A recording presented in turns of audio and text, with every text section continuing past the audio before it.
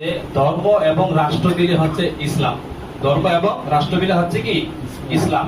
আপনি মনে করেন কি আপনি আছেন কিন্তু আপনার রাষ্ট্র নাই। আপনার রাষ্ট্র যদি না থাকে তাহলে আপনার ইসলামে কি অসম্পূর্ণ। আপনার রাষ্ট্র না থাকলে আপনি ইসলাম প্র্যাকটিস করতে পারবেন না। পারবেন? পারবেন না। মনে করেন ভারতে এখন বিভিন্ন জায়গায় আপনার হিন্দুরা এই যে আপনার মোদী অ্যাডমিনিস্ট্রেশন বিভিন্ন জায়গায় মুসলমানদের ভাঙচুর করে, আপনার কি বলে কি মাদ্রাসা ভাঙচুর করে, মসজিদ ভাঙচুর করে।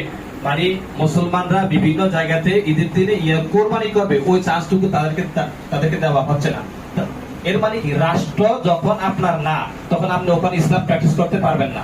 এই জন্য ইসলামে জিহাদ এটা কি জন্য আল্লাহ রাব্বুল আলামিন ফরজ করেছেন?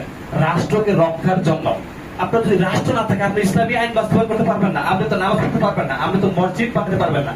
এই যে মালয়েশিয়াতে এখানে আপনারা কষ্ট করে একটা কি সূরাও বানাইছেন, কি জন্য পারছেন? এটা হচ্ছে মুসলিম দেশ, এটা মালয়েশিয়া মুসলিম দেশ, কি এই জন্য আপনাদেরকে অনুমতি দিয়েছে। আর এটা যদি চীন হইতো তাহলে আপনাদেরকে অভিযোগ করে আপনাদেরকে এরেস্ট করতো।